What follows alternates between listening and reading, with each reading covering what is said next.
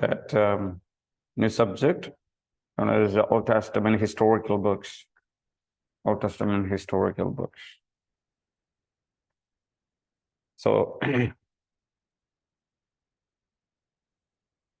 my aim will be in studying historical books will be to look at the biggest events in the historical books and the things that are important for us to know in historical books. Those kind of things we'll be looking at. So for us, first of all, we are going to look at the land, right? The land of historical books as we begin. And then, of course, you will get the notes as soon as I complete. You will have the notes sent to you very soon. All right. So this is just a few portions, not everything. All right, so please mind it that as well. Land of the historical books. First of all, let's look at the parameters of the land.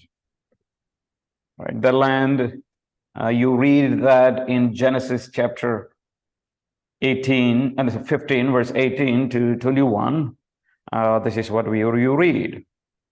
To your descendants, I give you this land, from river of Egypt to the great river, the Euphrates, the land of Kenites, Kenizzites, Kadmonites, Hittites, Perizzites, Rephaites, Amorites, Canaanites, Girgashites, and Jebusites.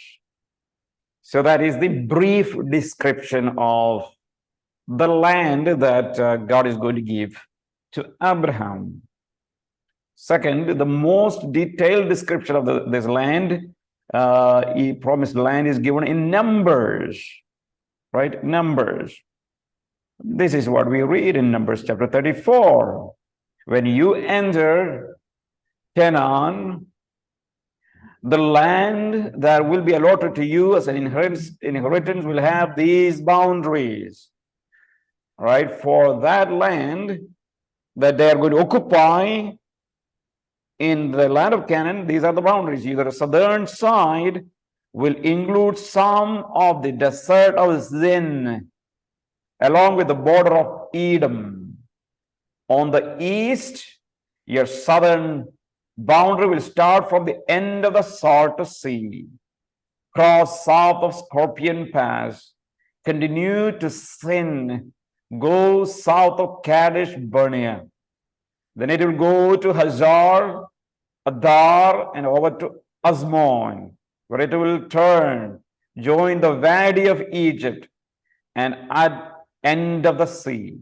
Your western boundary will be the coast of the Great Sea, which we know. This will be your boundary on the west. For your northern boundary, run a line from the Great Sea to Mount Hor, and from Mount Hor to Lebo Hamath. And then the boundary will go to Zedad, continue to Siphron, and end at Hazar Enan. This will be your boundary on the north. Your eastern boundary run line from Hazar Enan to Shepham. The boundary will go down from Shepham to Riblah on the east side of Ain, and continue along the slopes east of the Sea of Kinnereth. Then the boundary will go down along the Jordan and end of the Salt Sea. This will be your land with its boundary on every side. So, yes, in Numbers, what you look at is the clear description of the boundaries, right? So now let's look at, we looked at parameters. Now let's look at southern boundary, the river of Egypt, or the Wadi, right? Remember, Wadi of Egypt. It is tempting to view this southern boundary of the promised land as the Nile River, all right? The river that gives Egypt its identity. Especially notable is the fact that Hebrew would typically reserved for permanent waterways. So if you look at, sorry, if you draw the picture, how do you say? Yeah. If this is the way the land of Israel is, you have Egypt here, but you have the waterways, right? Waterways that connects there. So there is a permanent waterways, or a Nahar river is used in Genesis 15, not the general word for a minor or temporary waterways, that is usually Nahal. So Nahar is used clearly a big river. Three major contextual reasons stand against this identification. Egyptians are not listed among the people of the promised land, detailed in Genesis 15. All right. So those, the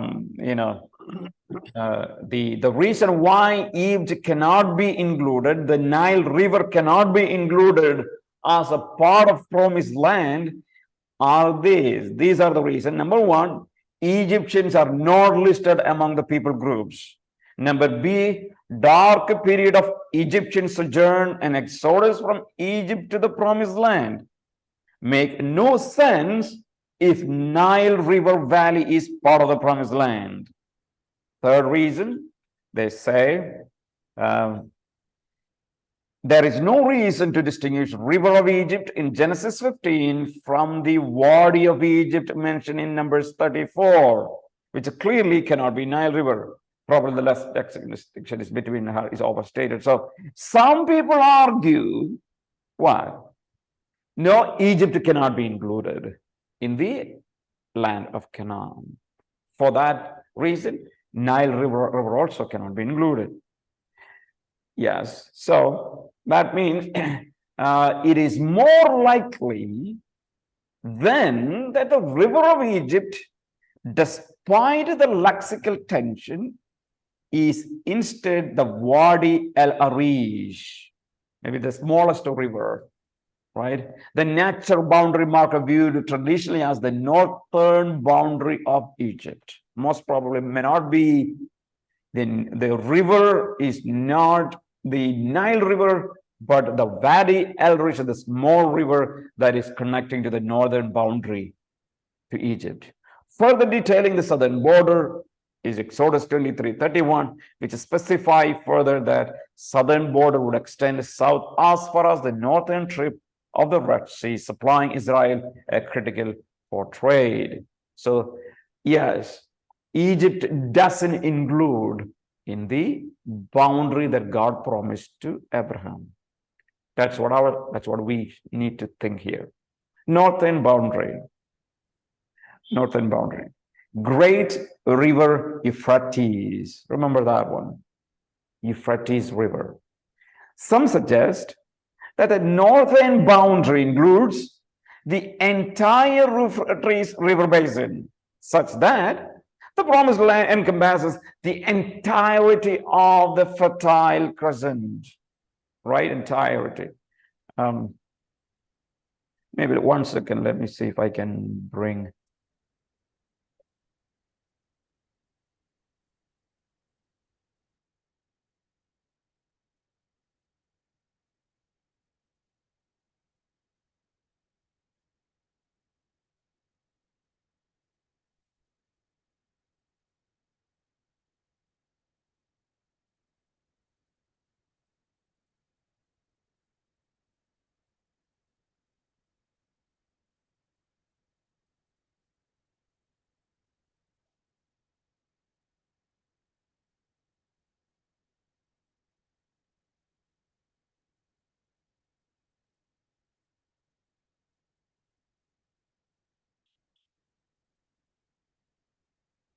I'm just bear with me for a minute.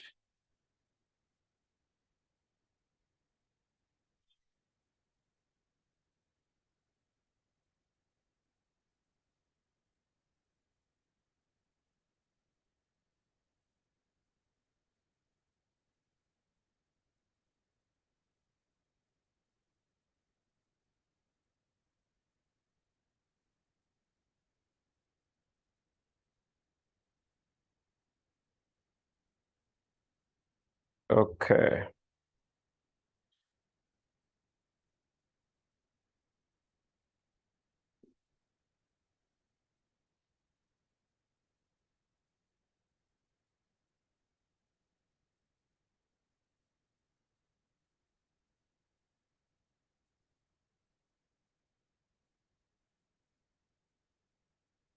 If I can show you the land of Israel, I hope you can see this one. Is Okay. it possible to make it little bigger? Yeah, that's what I'm I'm trying to. Let me see if I can, because there is, yeah. Yes, thank you. All right. So you see the Egypt is right here, right? Egypt is right here underneath. This is the main land that you have now, the wilderness of sin. You see right here, Edom, right here, right? Moab, right? Remember Dead Sea, right? Dead Sea, Moab, and what you see here is the okay, it doesn't, the Jordan River, right? So you have Galilee on the top, Kadesh here, right? This is a Sea of Galilee. Remember, Jesus Christ ministry was mainly around this area, right? In this area. Now, I mean, in 3.5 years, almost 3 years of ministry was around this area, Sea of Galilee. So it's not really a sea, it is a lake, because Greek word thalassa can be used for a sea and lake. So it's actually sea, it's a lake of Galilee. If you, those of you gone to Israel, you will understand. And the Jordan River flows from there, right? Flows to the Dead Sea, right? And then you have, remember, Ramoth Gilead or Salika, Noba, or Kenneth. Remember, we read that in Numbers, Kenneth, Noba, and Golan. Remember Golan Heights or Bashan? This is the place where Syria now, Damascus. Remember that one? Damascus. Kadesh. Here is Megiddo, Megiddo Valley. Here is Bethlehem, Shechem, Joppa. Here is, you have got Jerusalem, Jericho, Jerusalem, Hebron, Bathsheba, Tyre and Sidon. Remember? And yes, Mount Hor, we just read. Mount Hor and Sedad. All right, so these are the lands that we have read. Now, if you want to see that in this way,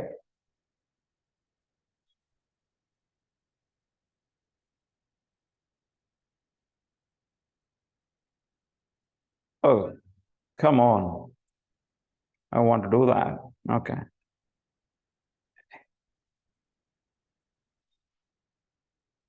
Yes. So how this is being situated, you will know now. Okay, it's not that clear, but I can just to have a bird's eye view of the promised land. You have Egypt here.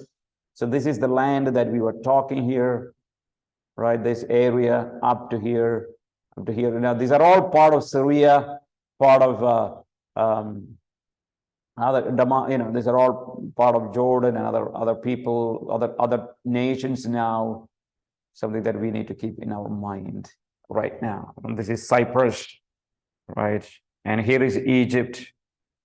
All right. So this is, that's something we need to keep in our mind, how things are. And there are, there will be various ways people would interpret. Some people interpret The land of Israel, the original boundary should be something like this.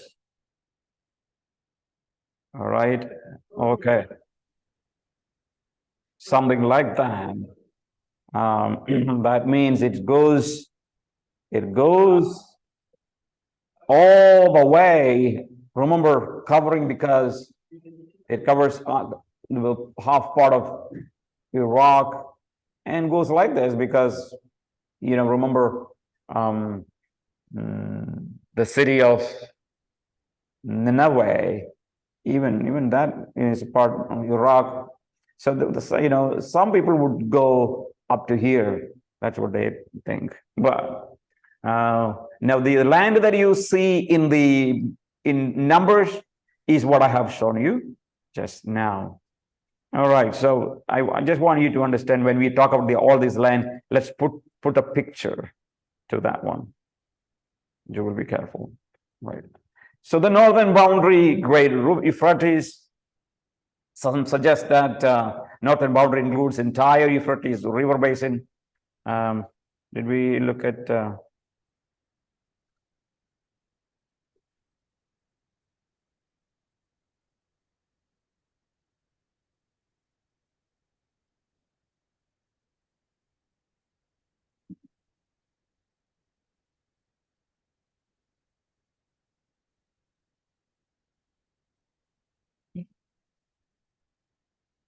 Hello. Yeah, one second. Hello, Dagomi. Oh, you're not speaking to me.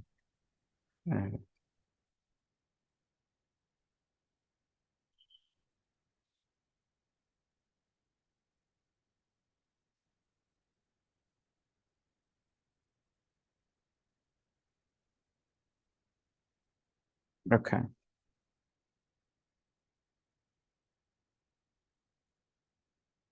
Are you able to see this one? Are you able to see my screen now? No, Pastor. No. Okay. Let me take that away.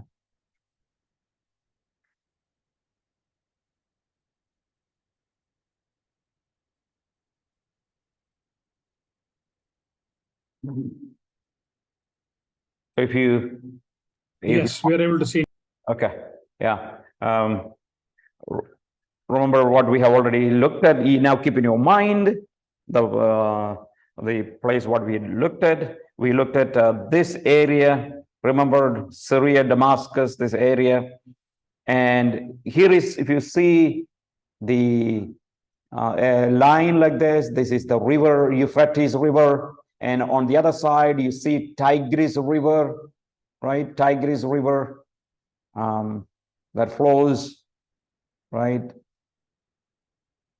Here is Iraq, here is Saudi Arabia, here is Iran, here is Turkey. So a river basin means it include all of this area, Some people think that means the entire, that including Iraq, all this area is part of promised land. That is what some people think, the entire Euphrates River basin. So that's. Pastor, is there a prophecy that the Euphrates River will be shrink? Yeah, that is different. But the question would be, yes, will shrink for the army of the north to cross, right? The army of the north to cross. Army of the north to cross Israel for the fight, for the I think is that for the Armageddon war. And it is shrinking, has just been noted. Yeah, yes, you might be. It can happen, yeah. Sure. I mean, it can. There may not be water at that time. It happens because of famine. Yeah, God can do many things, right? So that's how you see the geography of what Bible says and prophesies. So that would be good if you think this one, Euphrates River. This is Euphrates River basin, right? Tigris Euphrates River basin is include Turkey, part of Iran, almost all the land of Iraq, part of Saudi Arabia, and Syria as well. All of this land is included in the Tigris-Euphrates river basin. If you are talking about only Euphrates river basin, that means it will be in this dark brown color, not this one, but a semi-dark brown color would be completely Euphrates river basin. Euphrates river basin. Okay. Very good. So the northern boundary, the greatest, okay, so how much? The great river Euphrates. Some suggest that northern boundary includes the entire Euphrates river basin, such that promised land encompasses the entirety of the Fertile Crescent, which includes Iraq. This is unlikely for the reasons similar to those above. Babylonians and Assyrians are not listed among the group of the promised land detailed in Genesis 15. Like Egyptians are not mentioned, Babylonians and Assyrians are in the north, right? The same group. They were not listed. You know the capital of Assyria was what? What is the capital of Assyria? What was? Anyone remember? Nineveh. Nineveh. Yes. So they are not listed among the people of groups in the promised land.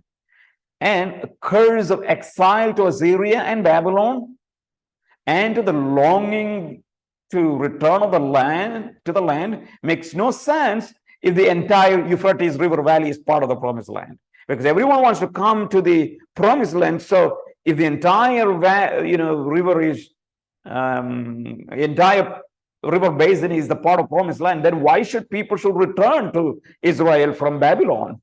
There's no point. For the sense, OT writers maintain consistently negative view of the area on the other side of the river, other side of the Euphrates. It seems likely that the land extends to the Euphrates, but not beyond it. The northern limit of the kingdom then probably extends to the southern banks of the Euphrates in northern Aram. The western boundary, there is no doubt. Yes, if you look at you draw that picture like that, like that, right? That Mediterranean Sea here with the Cyprus here, right? So the west coast, Israel has, right, boundaries listed consistently as the Great Sea in the Bible. In the Bible it says the Great Sea, the Mediterranean Sea. The western boundary extends through the Palestine region, north through much of Phoenicia, turning east only after reaching Mount Hor. So look at that. So it is very vast land. 5/5. The eastern boundary is perhaps the least, remember, least carefully defined, particularly as it relates to the Transjordan. Right? Remember Jordan River that connects Sea of Galilee to the Dead Sea. Right? And after the Jordan, how much? Clearly, all the land west of Dead Sea and west of Jordan belongs to Israel, no doubt. We don't have any problem. But the land, promised land, also included the tract of land east of Kinnereth. Remember, the east side also suggests Israel could legitimately lay claim to part of all region of Bashan, which is remember, Syria. It is as part of the promised land. So a good amount of the land of Syria that I showed you, I think you remember, are also part of the promised land. The balance of Jordan, however, was not part of the promised land, even though God did allow Reuben and Gad to dwell there, right? God did allow God to dwell there, but I think they somehow finally, they ended up worshiping idols. So anyway, so yes, there are areas that can go only a certain limit in the Transjordan, crossing the Jordan, not much, only a certain area. All right. Now, so that is what about the land. Now, occupation of the land. The question is where the land promises of Abrahamic, Mosaic, and Palestinian, if there is a Palestinian covenant fulfilled by historical Israel. Did after coming out of Egypt, did they occupy all this land? Right, that is a question. Assuming that the parameters of the region described above are correct, right, are correct, a debated point because of the debate I said, then there are two occasions in which the whole promised land was controlled by the nation. By whom? Solomon, right? And under the rule of Jeroboam II and Uzziah. All right, these lands were under the control. Yes, it doesn't mean that they occupied, but it was under the control. Some are troubled by the suggestion because of the dispensational concern that covenants will not be fulfilled until eschaton. For this reason, dispensations sometimes raise doubts about the extent of historical occupation. Some suggest that parameters of the land are more expansive than those described above, including, for instance, as I said, Nile and Euphrates river valleys and river basins. Others suggest why the tract of land described was under economic control of Israel, but it was not really occupied by historical Israel. Now, I think, because dispensation wants to say the land was not being occupied because that it will be only occupied in the coming kingdom. Now, the dispensational concern is warranted, but an overlooked element of the covenant seems to answer dispensational concern much more simply. That is, what God said to Israel is something not a temporary occupation. The fact that covenant promises anticipate a perpetuity of occupation. Very important. The land will belong to Israel forever. That is the promise. The promise is not somehow they will occupy the land and after some time they will be defeated. No, that was not the Abrahamic promise. Abrahamic promise was it forever. In view of the simple fact that Israel has not maintained its occupation, the occupation of the land, whole promised land, we can be certain that covenants have not yet been fulfilled. Not the Abrahamic covenant, the covenant that gave to Moses, not been fulfilled because fulfillment, the covenant says this is going to be to Israel forever. They, at a point in history, they occupied, but they lost it, right? So that is what about the some of the geographical descriptions and part of the Abrahamic covenant. Any questions? Any questions? What is the dispensationalists' concern, Pastor? Our concern was that they want to say, because dispensationalists' concern was that they want to say the land was not, see, dispensationalists' concern is this. God promised to Abraham three things, right? Seed, land, blessings, right?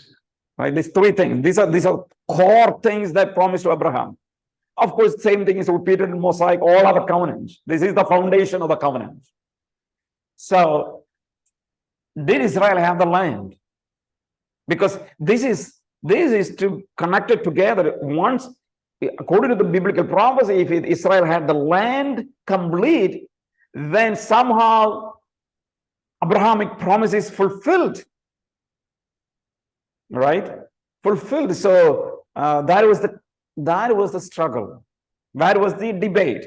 Did they occupy the land? But we know now, I mean, there is nothing to struggle. There is nothing to worry because what God promised Abraham was this: the land will be forever. That was a promise, and therefore that means Abrahamic promise is not fulfilled. right? Still pending. Still Still pending. Some people would say, hey, in 1948, Israel had a country. No, you're wrong. This is all temporary things and they have not fulfilled. Yeah. Everyone would say, yeah, promise has been fulfilled. No, this is going to be fulfilled when the Messiah comes, Christ comes back.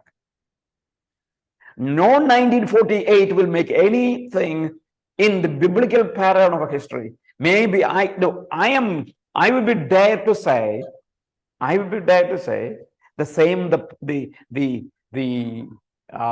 freedom, the country that Israel has now can be obliterated from our map even again.